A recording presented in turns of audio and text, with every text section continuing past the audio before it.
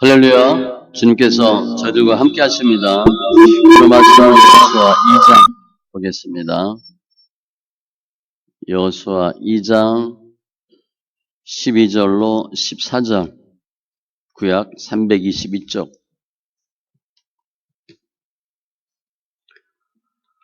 여호수아 2장 12절로 24절.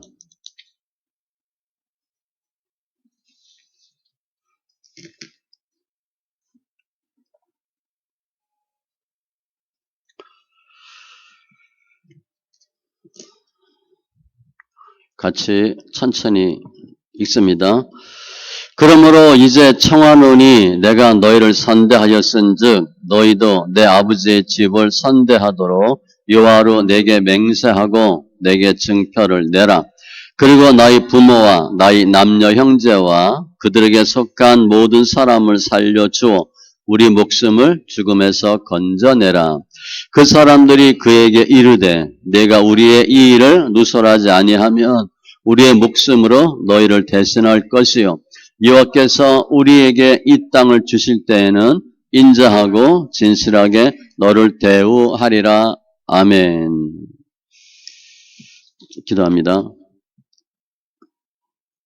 할렐루야. 주신 하나님 감사합니다. 저희들 예배합니다. 영과 진리의 예배로 축복하시고 예배를 통해서 더 주님을 알고 주님을 만나는 은혜가 있게 하여 주시옵소서. 성령의 기름 부음으로 충만케 하여 주시되 이제는 내가 사는 것이 아니요 내 안에 계신 예수 그리스도께서 우리의 삶을 주장케 하심을 감사하며 모든 말씀 예수님의 이름으로 기도합니다. 아멘. 또 오늘도 또 구호 외치도록 하겠습니다. 예수님께서 이 땅에 부흥을 주셨습니다. 3번 외칩니다. 예수님께서 이 땅에 부흥을 주셨습니다. 예수님께서 이 땅에 부흥을 주셨습니다. 예수님께서 이 땅에 부흥을 주셨습니다. 할렐루야. 지금 나라가 몇 년 동안 교회가 10,000개가 없어졌어요. 한국 교회가 한 18%가 없어졌는데 하나님 하신 거죠. 그러니까 주님이 새롭게 하기 위해서 하신 과정으로 봅니다. 반드시 부흥은 돼요. 그런데 예전의 방법처럼으로는 부흥이 안 돼요. 부흥의 순서는 회개의 부흥과 말씀의 부흥과 전도의 부흥입니다. 느헤미야 8장 9장에 있어요. 그래서 가장 중요한 건 회개입니다. 회개고 말씀을 잘 아셔야 되고 말씀을 많이 읽어야 되고 그럴 때 양적인 전도가 이루어집니다. 오늘도 주인공은 라합입니다. 등장인물 라합. 실제 주인공 예수님. 중요한 단어를 보면 12절에 내가 너를 선대하였은즉 너희도 내 아버지의 집을 선대하도록. 선대란 단어가 나와요. 내가 잘 대우해 줬으니까 너도 나를 잘 대우해달라. 그러면서 증표를 요구합니다. 13절에 보면 우리 목숨을 죽음에서 건져라. 우리 살려달라는 거예요. 그랬더니 14절에 보니까 두 정탐꾼이 약속을 해요. 내가 너희 살려주겠다. 조건이 있어요. 내가 우리의 이 일을 누설하지 아니하면. 라합이 두 정탐꾼을 숨겼잖아요. 그리고 여리고 군대 빼돌렸잖아요. 나중에 얘기해서 문제가 될 수 있도록 하지 아니하면 목숨을 건져주겠다. 선대하겠다. 이게 내용이에요. 제가 주제어를 결단으로 잡았습니다. 결단과 관련돼서 중요한 단어 목숨이에요. 목숨. 그래서 오늘 보면 두 정탐꾼이 14절에 기생 라합을 목숨을 지켜주겠다. 우리가 목숨을 걸고 너희를 살려주겠다. 그 약속을 해요. 그럼 왜 이런 약속을 했느냐를 살펴보는 겁니다. 아니 기생 라합이 그렇게 중요한 사람도 아닌데 왜 그렇게 약속을 했을까? 나중에 보면 실제 기생라합과 그 가족이 다 살아요. 구원의 붉은 줄을 집 앞 창문에 들여놓고 기생라합의 집만 구원받고 싹 다 죽습니다. 여리고 성이 다 무너졌으니까 폭삭 무너져요. 그런데 기생라합은 그 가족은 살아요. 왜 그런 일이 있을 수 있었을까? 오늘 그 약속을 한 겁니다. 우리 인생에서 성공한 사람들 보면 특징이 있어요. 일단 부지런합니다. 성공한 사람들은 부지런해요. 그리고 본인이 무엇을 하겠다 결정하면 합니다. 일사각오로 해요. 대충 하지 않습니다. 그래서 뭐 성공하는 7가지 조건 뭐 그런 책도 몇 년 전에 나왔었는데 아무튼 성공하는 사람들은 공통점이 있어요. 무엇을 결단하고 정하고 최선을 다해요. 최선을 다하는데 그냥 열심히 하는 정도가 아니라 목숨 걸고 합니다. 축구선수가 시합하는데 대충 뛰어요. 그럼 당연히 뭐 좋은 결과 안 나오죠. 손흥민 우리 아시잖아요. 손흥민은요. 그냥 뛰는 것보다 공을 드리블 하면서 뛰는 게 더 빠르대요. 그 이해가 안 돼요. 아마 제 생각에는 손흥민이 평상시에도 빨리 갈 수 있는데 공을 드리블 할 때는 공을 몰고 가야 하기 때문에 더 빨리 뛰는 것 같아요. 최선을 다하는 거예요. 마라톤 선수가 뭐 42.195 그 목숨 걸고 하는 거잖아요. 대충 뛴다든가 뭐 오늘 못하면 내일 하지. 그러면 좋은 기록이 나올 수 있겠어요? 우리 여자분들 운동도 마찬가지예요. 살 뺀다 하면서 운동은 안 하고 먹기는 뭐 다 맛있다 그러면 살 찌죠. 잘 안 돼요. 말로만 해서는 안 돼요. 그래서 인생을 보면 성공한 사람들의 특징이 뭐냐? 말이 아니라 결단을 잘하고 행동이 빨라요. 뭐 한다 그러면 하는 사람이야. 목표 지향적이에요. 일사각오로 사는 사람들이 성공하는 경우가 많아요. 그래서 내가 목표 정하고 한 길로 계속 가면 뭐 웬만한 거 안 되겠어요? 그런데 인생을 보면 주위를 보면 결단도 하지 않고 목표도 없고 목숨도 안 걸고 그냥 대충 쉽게 사는 사람들이 많아요. 야고보서 2장 26절에도 행함이 없는 믿음은 죽은 거다. 믿음도 마찬가지예요. 행함이 있어야 산 믿음이에요. 말로는 은혜 받았다고 하지. 잘 알았다고 하지. 그거 갖고 안 된다는 거죠. 그래서 말로만 하고 행하지 않는 사람이 주위에 많아요. 오늘 보면 14절 이하에 두 청담꾼이 라합에게 약속을 합니다. 아주 좋은 말, 최상의 말을 해줘요. 그 말로 하는 거예요. 근데 지금 두 정탐꾼은 기생라합이 살려줬잖아요. 그러니까 무슨 말을 못하겠어요? 말을 다 할 수 있지. 뭐 살려주겠다, 뭐 도와주겠다, 뭐 은혜 갚겠다 다 할 수 있어요. 실은 그렇게 두 정탐꾼이 말로만 하고 돌아가서 그냥 아무 일 없는 것처럼 끝내도 돼요. 꼭 그렇게 기생라합의 말처럼 그 모든 가족을 선대하고 잘 살려줄 필요도 없어요. 그런데 두 정탐꾼은 진심으로 얘기해요. 내가 선대하고 가족 다 살리겠다. 정탐꾼이 지금 가나안 땅 들어가서 정탐하면서 많은 사람 만납니다. 뭐 신부를 속이고 가는 거잖아요. 돌아다니다가 물이 없어서 물을 건네주는 사람도 있고 아니면 물 좀 달라고 먹을 수도 있고 길을 몰라서 길을 물어볼 수도 있고 길을 자세하게 정확하게 친절하게 알려준 사람도 있을 거예요. 그러니까 두 정탐꾼은 성경에는 기생라합만 만나는 걸로 돼 있지만 많은 사람을 만날 수 있어요. 그리고 도움을 받을 수 있어요. 그 중에 한 명이 기생라합이에요. 직업이 기생이잖아요. 유대인들은 기생 싫어합니다. 음란한 여자라고 죄인 취급해요. 그러니까 사람 취급도 안 하는 여자예요. 그런데 오늘 보면 두 정탐꾼이 기생 라합한테 약속을 하는데 내가 당신 평생을 지켜주고 가족 다 살리고 무슨 뭐 연인 사이 이상으로 좋은 말을 해요. 목숨을 걸고 지켜주겠다. 맹세하는 겁니다. 그러면 바꿔보면 두 정탐꾼은 기생라합 말고 정탐 도중에 만난 많은 사람들, 물을 떠준 사람들, 길을 알려준 사람들, 그들에게도 이런 약속을 해줘야 돼요. 그런데 약속하지 않았어요. 기생라합에게만 약속을 해요. 뭐 기생이니까 이뻐서 약속했나? 기생이니까 뭐 돈이 많으니까 돈이 탐나서 했나? 그런 거 아니에요.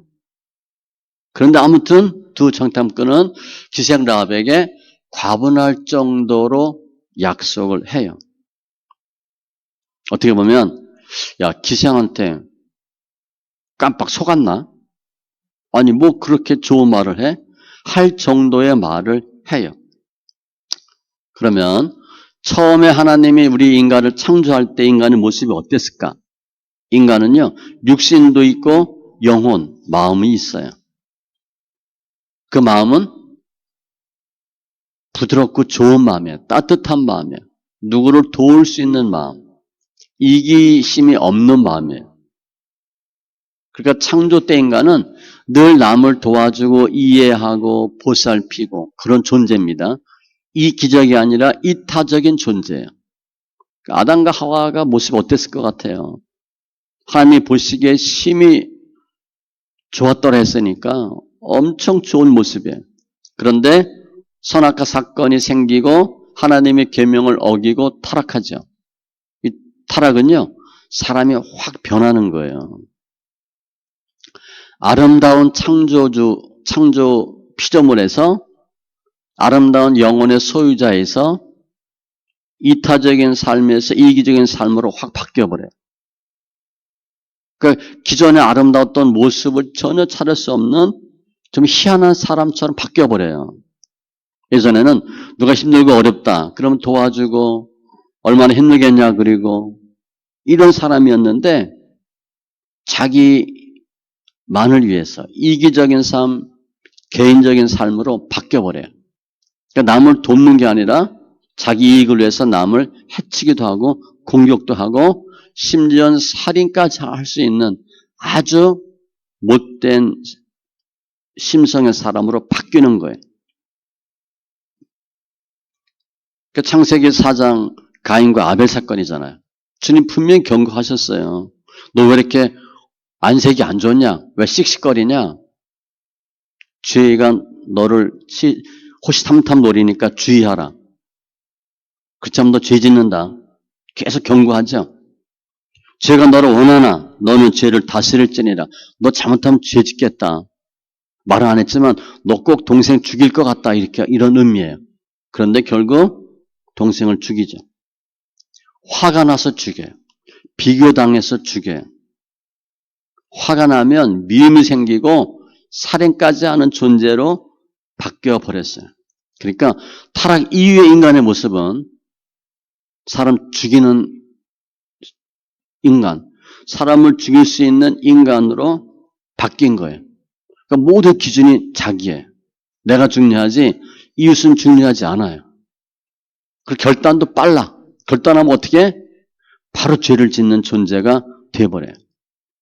지구상에서 수많은 사람이 죽습니다. 가장 많이 죽는 경우가 전쟁이에요. 그 전쟁은 뭐예요? 사람이 죽이는 거예요. 이 세상에서 어떻게 보면 가장 무서운 존재는 뭐 코로나 이런 거 아니에요. 인간이에요. 인간이 인간을 죽이는 거예요. 뭐 흔히 알죠. 공산주의. 수십만 수백만 죽어도 까딱하지 않습니다. 자기 정권을 위해서는 그런 거 아랑곳하지 않아요. 누군가 죽일 수 있는 존재로 바뀌는 게 인간의 모습이에요. 그래서 타락한 후에 인간은 정말 이 땅에서 가장 무서운 잔인한 존재가 돼요. 오늘 보면 오늘 사건에서 예수님은 등장하지 않습니다. 그런데 예수님이 어떻게 역사하셨나? 라합과 두 정탐꾼의 관계를 보면 두 정탐꾼이 왜 라합을 그렇게 지켜준다고 약속을 했나? 12절에 보면 선대란 단어가 나와요. 내가 너희를 선대하였은즉 너희도 우리 집을 선대하라. 두 정탐꾼이 기생 라합이 잘 대우해준 거에 대해서 감동을 받은 거예요. 기생 라합이 어떻게 했어요? 두 정탐꾼 숨겨줬죠. 여리고 왕이 왔을 때 따돌렸죠. 그리고 군사들을 다른 곳으로 보냈죠. 기생 라합은요, 그냥 술 팔고 돈 벌려고 한 게 아니에요. 어떻게 한 거예요? 목숨 걸고 두 정탐꾼을 지켜줬어요. 이게 다른 사람들과 달라요. 그러니까 라합은 무슨 결단을 한 거예요? 저 두 명을 살려야 되겠다. 살려줘야 되겠다. 대신 목숨 걸고 하는 거예요. 잘못되면 본인이 죽을 수 있어. 그럼에도 불구하고 목숨 걸고 결단하고 그들을 숨겨준 거죠. 그러니까 이 두 정탐꾼은 라합한테 그냥 뭐 몇 마디 말로 뭐 물 한 잔으로 이렇게 도움받은 게 아니에요. 목숨을 살릴 수 있는 도움을 받은 거예요. 그때 기생 라합이 두 정탐꾼을 살려줄 때 보면 그 두 명이 이스라엘 정탐꾼인 줄 몰랐어요? 알았어요. 신분도 알고 왜 왔는지 의도를 다 알아요. 정탐하러 왔구나. 이제 우리와 싸우겠구나. 우리는 저들한테 진다. 본인이 알았죠? 저들은 하나님 함께하는 나라와 민족이기 때문에 우리가 진다. 그때 라합이 결단한 거예요. 내가 여리고 우리나라에 남을 것이냐, 저들의 편에 속할 거냐 결단한 거예요. 그리고 목숨 걸고 그들을 도와준 거예요. 기생 라합하고 이 두 정탐꾼이 뭐 오랜 술친구고 뭐 단골 손님 그런 거 아니에요. 돈이 우구한 것도 아니고 협박을 받아서 도와준 것도 아니에요. 기생 라합이 스스로 결단한 거예요. 라합이 살고 싶어서 해준 게 아닙니다. 자기가 살려고 두 정탐꾼을 살려준 게 아니에요. 기생 라합은요, 이스라엘의 역사를 보고 세계 정세를 보고 두 정탐꾼 또 여리고 군민들의 반응을 보고 알았어요. 나는 이스라엘과 다른 민족, 다른 사람이지만 저들은 하나님 함께하는 민족이고 저들은 살고 우린 죽는다. 그걸 아는 거예요. 그래서 기생 라합은 두 정탐꾼의 편에 선 거예요. 근데 그게 쉽겠어요? 돼야 되는 건데 전제도 안 해봤는데 자기네가 나라가 망할는지 어떻게 알아? 잘못 생각할 수도 있잖아요. 두 사람 정탐꾼의 편에 선 거고 여호와의 편에 쓴 거예요. 그러니까 이스라엘 편에 쓴 거예요. 적군인데 이스라엘에 도움이 되도록 그들을 지켜준 거예요. 그리고 두 정탐꾼은 그 기생 라합의 선대에 감동받은 거예요. 목숨 걸고 자기를 살려줬거든. 어떻게 하고 싶어요? 살려주고 싶지. 그러니까 약속하는 거예요. 너가 목숨 걸고 나를 구했으니 우리도 기회가 되면 때가 되면 너 살려주겠다. 뭐 무슨 전우회처럼. 지금 둘 중에 하나입니다. 기생 라합이 여리고 왕에게 이실직고 하면 두 정탐꾼 죽는 거고 기생 라합이 두 사람의 편에 서면 여리고 왕한테 죽을 수 있는 거고 둘 다 지금 누가 살고 누가 죽을지 모르는 절박한 순간이에요. 근데 기생 라합의 믿음과 결단과 재치로 상황을 다 위기를 넘긴 거죠.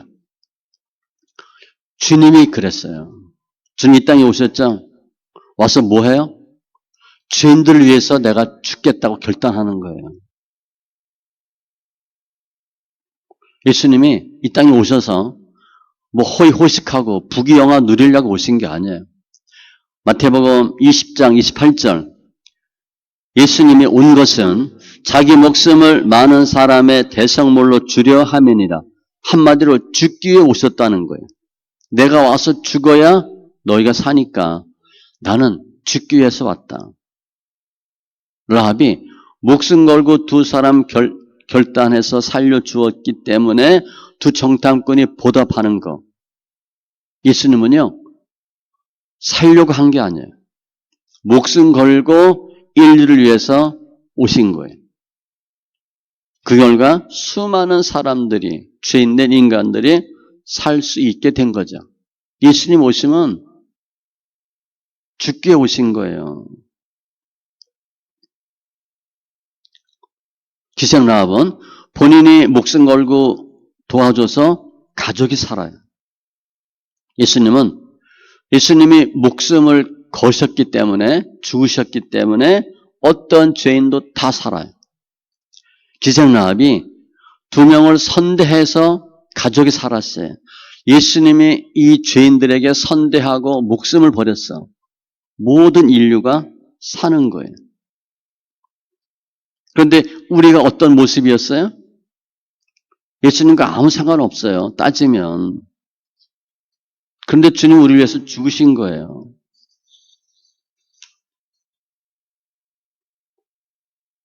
예수님 오셨을 때 수많은 사람들이 예수님을 의심하고 예수님을 버립니다. 그런데 결국 제자들도 예수님을 떠났다가 다시 돌아와요. 왜냐? 예수님이 목숨 걸고 일을 하셨기 때문에 목숨을 바친 걸 보고 예수님께 돌아와요.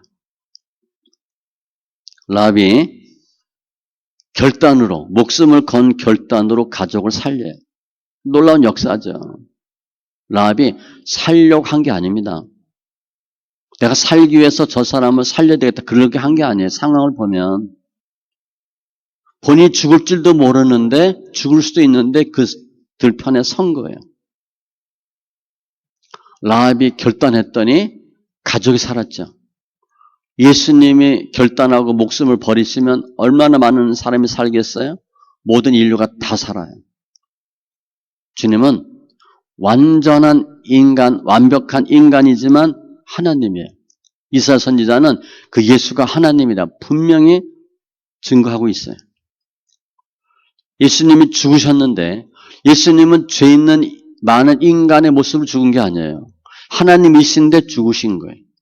하나님이신데 죄가 없어. 우리가 내가 무슨 돌을 든다. 그러면 우리가 돌을 들어야 얼마나 들겠어요? 돌을 던진다. 얼마나 던지겠어요? 예수님이 돌을 들면 얼마나 큰 돌을 들고 돌을 던지면 얼마나 멀리 많이 던질 수 있겠어요? 예수님 하시면 뭐든지 다 할 수 있어요. 그게 예수님의 신성이에요. 기생 라합이 결단했더니 가족이 살잖아요. 기생 라합은 지혜로운 여인입니다. 내가 너 선대했으니 너도 내 아버지의 집을 선대하도록. 범위를 엄청 넓혀요. 나를 살려달라. 그게 아니고 우리 집안을, 가족을 살려달라. 지혜로운 여인이에요. 예수님의 신성은, 능력은 끝이 없어요. 예수님이 죽으셨기 때문에 모든 잘 다 살릴 수 있어요. 우리 죄가 아무리 많아도, 죄가 아무리 커도 예수님의 능력과 예수님의 사랑보다 우리 죄가 크겠어요? 절대 그렇지 않아요. 예수님은 십자가 사건으로 모든 사람들이 구원받을 수 있는 완벽한 길을, 구원의 문을 활짝 열어 놓으신 거예요.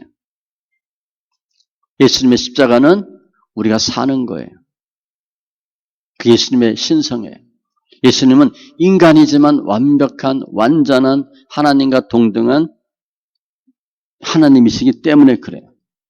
그런데 예수님 오셔서 계속 말씀하세요. 내가 죽으러 왔다. 누가복음 5장 32절에도 내가 의인을 부르러 온 것이 아니요 죄인을 불러 회개시키러 왔노라. 죄인을 의인 만들기 오셨다는 거예요. 그래서 나는 죽어야 된다는 거예요. 수없이 얘기해요.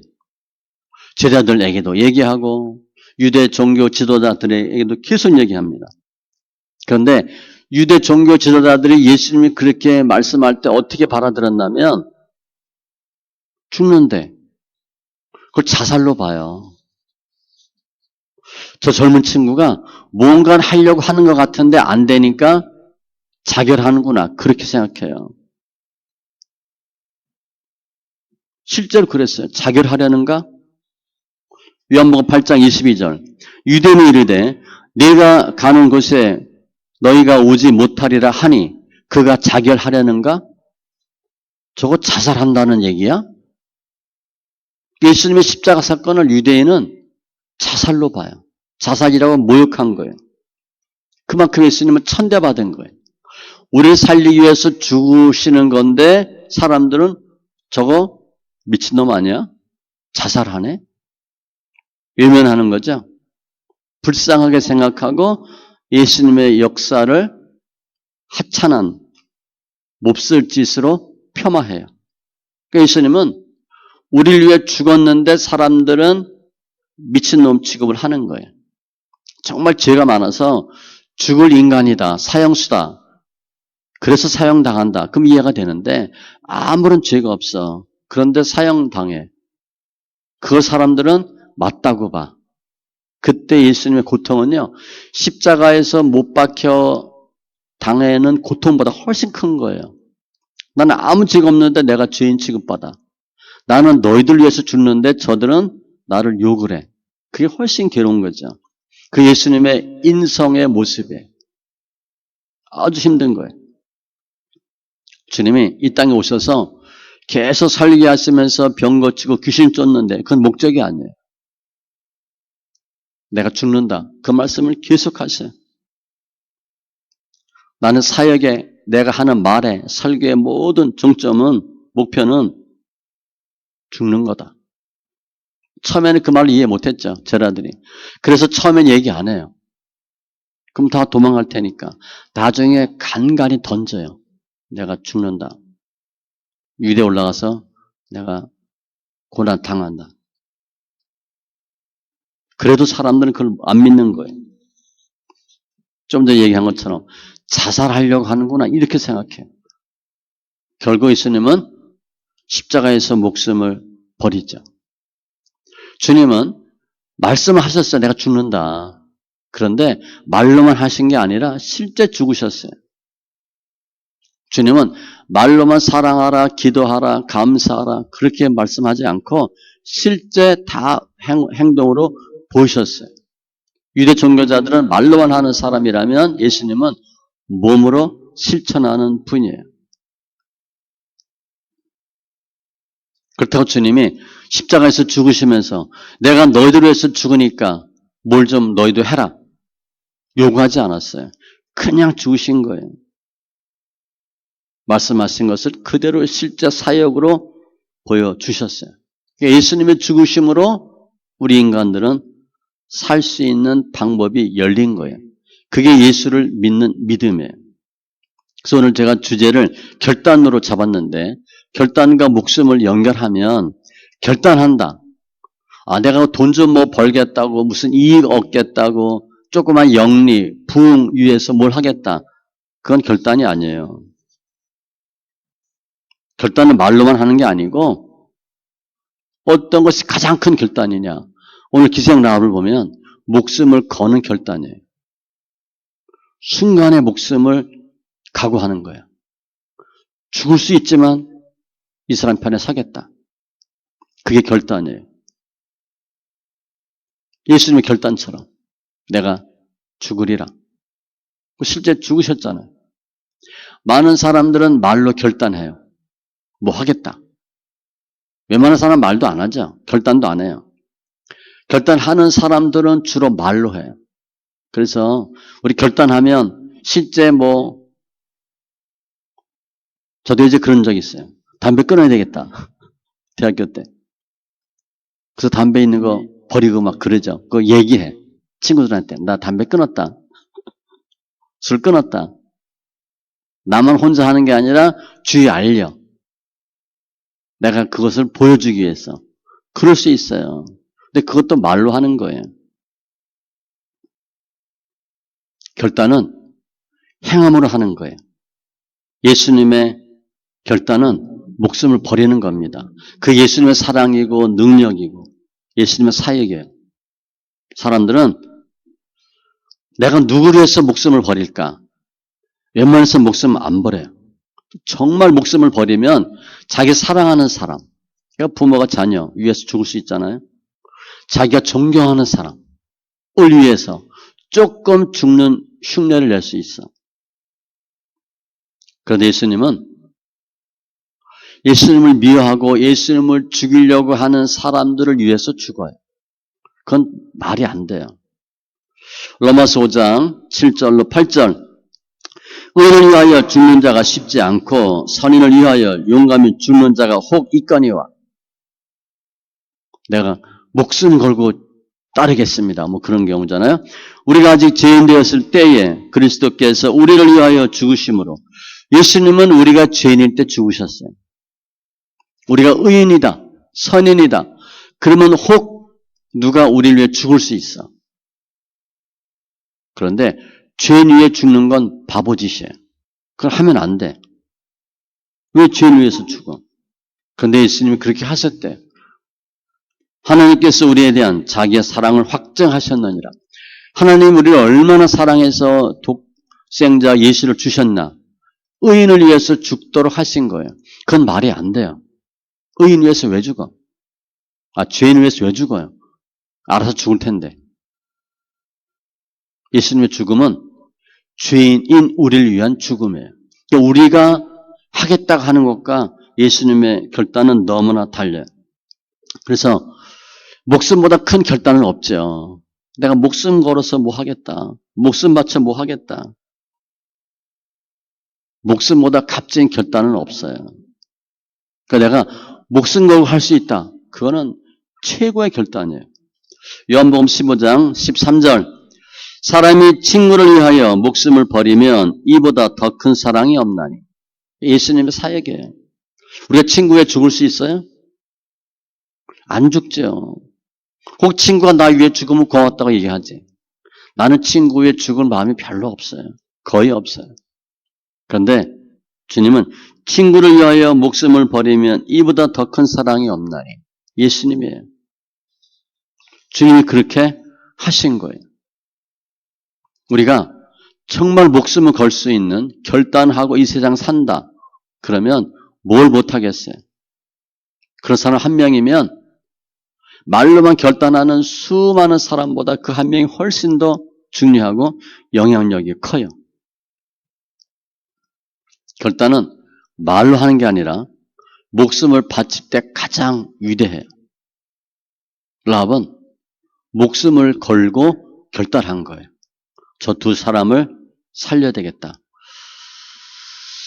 그럼 사람이 결단하면 주로 무슨 일을 하나? 타락한 이후에 인간의 결단은 잘하는 것보단 죄를 많이 져요. 그러니까 사람들은 뭐 할 때 결단하냐? 죄 짓는데 빨리 결단해요. 로마서 3장 10절로 12절 기록된 바 의인은 없나니 하나도 없으며 우리가 좀 뭐 잘하는 것 같죠? 전혀 아니래요. 깨닫는 자도 없고 하나님을 찾는 자도 없고 다 치우쳐 무익하게 되고 선을 행하는 자 없나니 하나도 없도다. 우리는 선을 하나도 행할 수 없어요. 그러니까 우리는 하나님을 떠난 우리는 뭐 하겠다 마음 먹으면 죄 짓는 거예요. 자기밖에 몰라요. 자기 잘 되려고 남 해코지 한다든가. 그런 삶을 살 수밖에 없어요. 그러니까 지옥이죠. 다 그렇게 사니까. 그래서 하나님이 성부 하나님이 성자 예수님을 보내신 거예요. 그리고 성자 하나님은 예수님은 죄를 위해서 죽는 모습을 보여주신 거예요. 내가 너를 위해 죽는다. 그래서 죄인들은 그 예수를 보고 믿고 하나님께로 돌아올 수 있도록 주님이 역사하신 거예요. 성부 하나님이 성자 하나님 예수님을 보내신 이유는 뭐냐? 목숨을 건 결단 위해서 보내신 거예요. 그 예수를 보고 죄인된 우리가 예수 믿고 아버지께로 오도록 하신 거예요.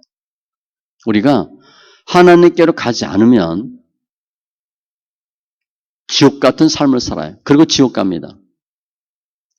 화목한 인간, 뭐 은혜로운 사람 절대 될 수가 없어요. 예수님을 통해서 하나님께로 가야만 우리가 살아요. 그래서 하나님이 예수님을 보내신 거예요. 오늘 본문에 보면 라합이 두 정탐꾼을 위해서 목숨을 건 결단을 하죠. 정말 순간이지만 기생 라합은 정한 거예요. 저 두 사람을 살리자. 근데 기생 라합은 자기가 살려고 한 게 아니에요. 그냥 목숨을 건 거야. 두 사람한테. 주사를 던진 거예요. 그랬더니 그리고 나서 요구한 거죠. 내가 당신을 살려줬으니까 나도 살려달라. 그랬더니 두 정탐꾼이 약속을 한 거예요. 요한복음 12장 24, 25절에 보면 한 알의 밀이 땅에 떨어져 죽지 아니하면 한 알 그대로 있고 죽으면 많은 열매를 맺느니라. 자기 생명을 사랑하는 자는 살겠다고 발부둥치는 자는 잃어버릴 것이요 죽을 것이요 이 세상에서 자기 생명을 미워하는 자는 일사각오하면 영생하도록 보전하리라. 라합이 목숨을 건 거잖아요. 그래서 두 정탐꾼이 살려주겠다고 약속한 거예요. 갈라디아서 6장 7절 말씀에 보면 심은 대로 거둔다 그랬어요. 목숨을 심었잖아요. 목숨을 거두는 거예요. 라합은 이스라엘 민족으로 볼 땐 적군의 백성이에요. 그런데 이스라엘의 영웅이 되죠. 그 말이 안 돼요. 어떻게 가나안 족속이 이스라엘의 영웅이 돼요? 라합은요. 본인이 결단했는데 본인도 살고 가족도 살고 이스라엘이 사는 은혜를 얻어요. 그 본인들이 사는 거예요. 여기에 인자하고 진실하게 너를 대우하리라. 최고로 대우해 주겠다는 거예요. 그래서 적국에 몸파는 기생 여인이 이스라엘의 민족의 영웅이 돼요. 어마어마한 은혜예요. 나중에 기생 라합은 여기 족보에도 올라갑니다. 이스라엘 족보에도 올라가요. 예수님의 족보에도 올라가. 어마어마한 사람이에요. 우리가 현대인이 어떤 결단하고 성공한다. 그 예를 들었잖아요. 그러면 예수 안 믿는 사람, 믿는 사람은 이제 구별을 하면 내가 인생에서 결단하고 열심히 한다고 다 되냐? 다 되지 않아요. 열심히 해도 되는 수가 있고 안 되는 수가 있어요. 올림픽 이번에 경기 보니까 뭐 잘해서 메달 따고 이런 사람도 있지만 어이없게 메달 못 딴 사람 많아요. 보니까. 코치, 감독 뭐 잘못해서 뭐가 틀어져서 어떤 사람은 자격도 없었는데 얼마 전에 자격이 생겨서 비행기 타고 날아가고 그런 사람이 있더라고요. 출전권도 없었는데 출전권이 갑자기 생긴 거야. 그래서 며칠 전에 날아간 거야. 이런 사람도 있어요. 몇 년 동안, 이거 4년이지만 몇 년 동안 노력하고 수고했는데 실력 발휘도 못 해보고 끝난 사람도 있고. 전도서 9장 11절에 내가 다시 아래서 보니 빠른 경주자들이라고 선착하는 것이 아니며 1등 해야 되는데 못한다는 거예요. 용사들이라고 전쟁에 승리하는 것이 아니며 이게 되는데 진대. 제자들이라고 음식을 얻는 것이 아니며 명철자들이라고 재물을 얻는 것도 아니며 머리가 엄청 좋으니까 장사를 잘할 것 같은데 하는 것마다 망해. 지식인들이라고 은총을 입는 것이 아니니 지식인들이니까 많은 사람들한테 칭찬을 받아야 되는데 그게 아니라는 거예요. 인생은요. 아무리 열심히 해도 안 되는 게 인생이에요. 잘 몰라요. 올해 엄청 더웠잖아요. 뭐 118년 만에 최장 열대 아래. 보통 뭐 10며칠인데 20며칠 열대가 계속 되거든요. 저 동해안 지방은 물이 없고 비가 안 와서요. 저수율이 38%, 30%대래요. 그러니까 물도 이제 제한급수해야 될 정도래. 이 작은 나라가 뭐 별일이 다 있잖아요. 올해 우산 장수 거의 망했을 수 있고, 뭐 아이스크림 장사 엄청 잘 됐을 것이고, 이게 뭐 우리가 해서 되는 일이 아니에요. 또 코로나 또 요즘 유행이죠. 안전 검사 키트가 없대요. 이게 병 걸리는데 잘 되는 또 회사가 있는 거야. 우리 인생은요, 내가 열심히 한다고 보장되지 않아요. 그런데 그럼 내가 결단했는데 왜 안 되냐? 결단해서 잘 되게 하려면 어떻게 되냐? 무엇을 위한 결단인지 방향이 중요해요.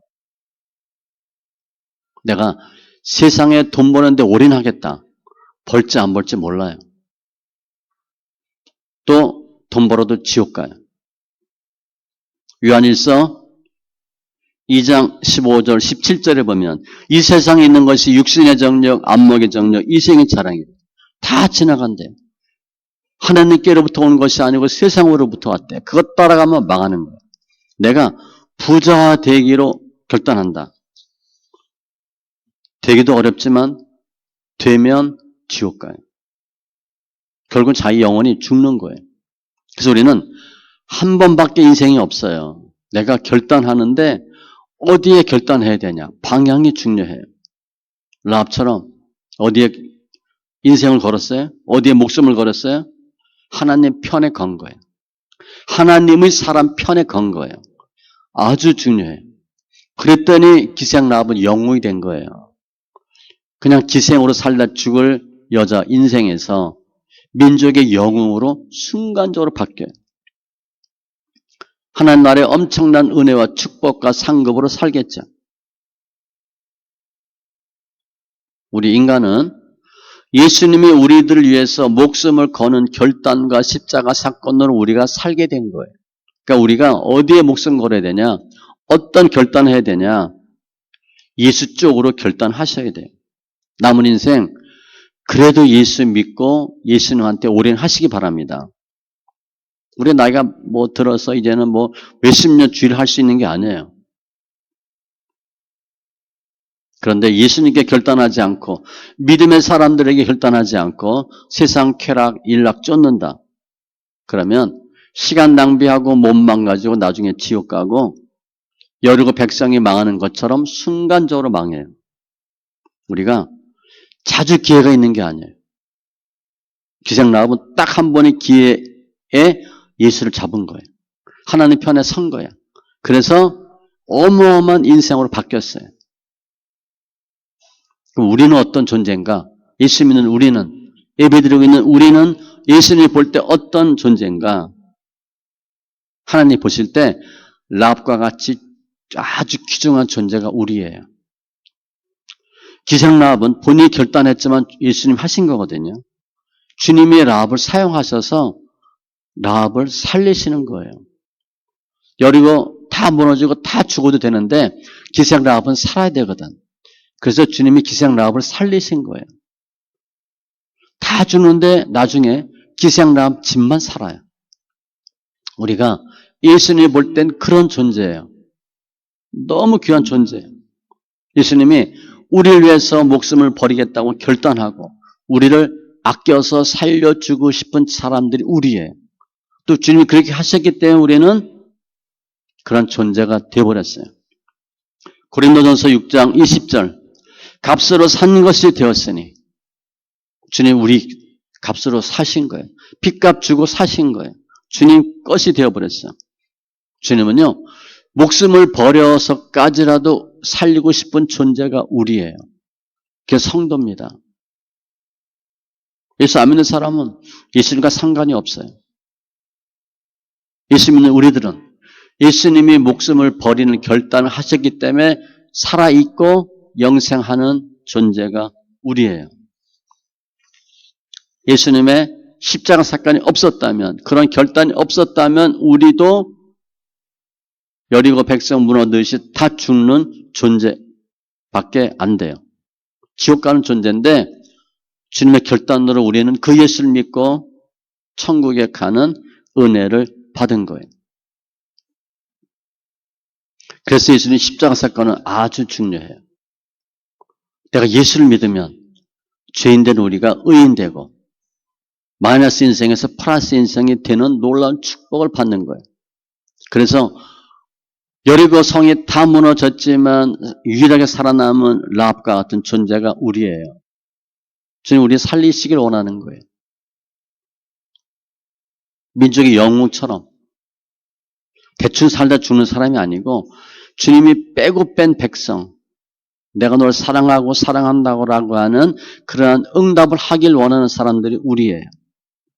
우리는 그 예수님의 목숨을 건 결단으로 그 예수를 믿음으로 천국에서 영원히 사는 성도가 된 거죠. 그럼 우리가 어떻게 살아야 되나? 오늘 라합처럼 결단하죠. 목숨을 건 결단이에요. 하나님의 백성이 아닌 자가 하나님의 백성이 됐어요. 평생 비천하게 살아야 될 여자가 은혜 가운데 사는 사람으로 바뀌었어요. 그 동기가 뭐냐? 목숨 건 결단이에요. 우리도 자주 그런 기회가 있지 않아요. 그런데 이제라도 예수를 위해서 하나님의 편에 서서 하나님의 사람을 위해서 결단하는 삶을 살기를 바랍니다. 그러면 하나님이 역사하시고 하나님의 은혜 가운데 사는 귀한 삶으로 우리 인생이 바뀌어요. 우리 어머니는 다 훌륭하잖아요. 다 우리 엄마 하잖아요. 어머니 수고하셨습니다. 그 어머니가 왜 가정에서 대우받아요? 예전 분들은 다 그랬어요. 먹을 거 못 먹고 입을 거 못 입고 혼에 생기면 자식 새끼 챙겨주려고. 저희 부모님도 그랬어요. 그래서 우리는 엄마는 뭐 안 먹어도 되는 줄 알잖아요. 생선 대가리만 좋아하는 줄 알고. 다 자식 먹이는 거예요. 자식 위해서 목숨 걸고 헌신했잖아요. 그래서 우리 자식이 있는 거고. 그러니까 우리가 늘 어머니 하는 거예요. 어머니 하신 일이고 역할 때문에 그래요. 근데 어머니가 말로만 했다. 알아서 해. 너희가 뭐 몰라. 뭐 이렇게 했다면 어떻게 돼요? 대우 못 받죠. 말로만 했다면. 헌신하지 않았다면. 저희가 그 노숙자 사용 많이 했잖아요. 그 노숙자 딴 거 아니에요. 결론은 딱 그래요. 부인이 버리고 노숙자 되는 거래. 홈리스는 집 없는 거잖아요. 집에 있는데 쫓겨난 거야. 부인이 버린 거야. 그럼 홈리스예요. 그게 어머니예요. 어머니. 어머니의 그 헌신과 결단으로 그 가족이 사는 겁니다. 내가 누구를 위해서 목숨 걸고 결단하겠다. 그러면 나는 수많은 사람들에게 도움을 줄 수 있고 그 결단으로 일단 내가 살고 우리 가족이 살아요. 교회도 마찬가지예요. 말로만 하는 게 아니고 몸으로 결단하는 거예요. 그러면 본인도 살고 본인의 가족이 살고 그 교회가 살아요. 주님은요. 말로만 하는 성도가 누군지 결단하고 마음으로 몸으로 행하는 자가 누군지 다 알아요. 저는 모를 수 있지만 주님은 다 아셔요. 우리는 이 세상 살 때 결단하며 사는 삶이 가장 고귀한 삶이다. 기회주의자처럼 살면 주님한테도 당해요. 그러니까 단순하게 무식할 정도로 하는 거예요. 그럼 주님이 역사하셔요. 그러면 우리가 내가 목숨 걸고 결단하면서 살고 싶다. 그런다고 그냥 되지 않아요. 그 결단도 안 됩니다. 내가 뭔가를 위해서, 예수를 위해서, 교회를 위해서, 하나님의 사람을 위해서, 하나님의 일을 위해서 살고 싶다. 그래도 마음대로 되지 않아요. 그게 인생이거든요. 인생은 우리 생각대로 되지 않아요. 우리 마음대로 되지 않아요. 우리 인생도 예수님이 도와주셔야만 가능해요. 그러니까 내가 결단해도 예수님이 도와주셔야 돼. 그 예수를 도움 어떻게 만나? 예수를 만나야 돼요. 예수 만나면 주님이 할 수 있는 힘을 주셔. 그 가장 대표적인 게 예배입니다. 예배 때 예수를 만나는 거예요. 많은 사람이 예배를 드려요. 근데 예배는 드리는데 내 마음은 딴 데가 있는 거야. 예수님께 가 있지 않아요. 예수님한테 집중하지 않아. 그러면서 예배 얼마나든지 드릴 수 있어요. 우리가 고등학교 과정 거치잖아요. 고등학교 다닌다고 다 대학 가요? 다 좋은 데 가요? 아니에요. 고등학교 다녔다고 다 대학 가는 게 아니고 열심히 공부해야 대학 가고 좋은 대학 가요. 예배 참석하고 교회 왔다 갔다 한다고 예수 만나는 게 아닙니다. 물론 교회 안 오는 것보다 좋죠. 그냥 책상에 앉아있는 게 아니라 집중하고 어떻게 공부해야 되나를 아셔야 돼. 예배도 마찬가지예요. 예수를 만나는 거예요. 예배 4요소가 말씀과 기도와 찬송과 봉헌이에요. 여기 네 가지에 집중하시되 우린 장점이 있잖아요. 성경 소리내 읽기. 어마어마하게 좋은 겁니다. 요한복음 4장 23, 24절에 보면 아버지께 참되게 예배하는 자들은 영과 진리로 예배할 때가 오나니 곧 이때라. 아버지께서는 자기에게 이렇게 예배하는 자들, 영과 진리로 예배하는 자들을 찾으시느니라. 하나님 영이시니 예배하는 자가 영과 진리로 예배할지니라. 영과 진리로 예배하는 자들을 지금 찾고 계시대. 그러니까 다 예배 드렸다고 주님 만나는 게 아니에요. 내가 집중해서 영과 진리로 예배할 때 주님이 찾아, 그리고 만나주셔. 내가 주님 만나겠다고 주님이 만나주는 게 아니에요. 주님 만나주셔야 만나. 그 만나주시는 게 뭐나? 영과 진리로 예배하는 자를 주님이 찾는데. 우리는 주님을 찾고 만나고 싶어서 안달인데 주님은 반대 입장이에요. 찾을 만한 사람이 없는 거예요. 주님도 찾고 있어요. 누굴 좀 만나야 되나? 우리가 영과 진리로 예배하면 주님 우리를 찾으신대. 그럼 예수를 만나는 거죠. 그 예수 만나면 내 마음의 결단과 나 헌신이 하나님 앞에 쓰임받고 이루어지는 거예요. 우리 목표는 우리 생각으로 되는 게 아니에요. 예수를 만나서 예수님이 도와주시고 은혜 주셔야 우리 인생이 바뀌어요. 그게 예배인데 말씀 읽기가 엄청난 장점이에요. 오늘 말씀을 요약하면 주제가 결단이니까 말로만 결단하면 허무와 실패뿐이지만 말로만 결단하면 허무와 실패뿐이지만 목숨 걸고 결단하면 영생과 축복이다. 결단하느냐 안 하느냐가 중요해요. 결단할 때 말로 하느냐 행함으로 하느냐 목숨 걸고 하느냐 목숨 걸고 하면 기생 락과 같이 온 집안이 살고 민족이 영웅이 돼요. 말로만 결단하면 허무와 실패뿐이지만 목숨 걸고 결단하면 영생과 축복이다. 우리 모든 우리 교회 성도님들이 목숨 걸고 예수께 결단하심으로 하나님 편에 서셔야 돼. 그러므로 영생과 축복받는 귀한 심령들 다 되시기 바랍니다. 기도합니다. 할렐루야. 주신 하나님 감사합니다. 오늘 기생라 목숨을 건 결단 두 청탐꾼에 대한 선대 그 결과 두 청탐꾼도 기생라합의 가족의 선대와 은혜를 약속합니다. 라합이 목숨 건 결단을 통해서 목숨을 구하고 민족의 영웅된 것 같이 저희들도 하나님께서 은혜 주셔서 주님이 공급하는 힘으로 결단하는 목숨을 드릴 수 있는 귀한 자 다 되게 하여 주시옵소서. 말로만 하는 결단이 아니라 행함으로 예수 안에서 칭찬받는 귀한 심령들로 축복하심을 감사하며 모든 말씀 예수님의 이름으로 기도합니다. 아멘.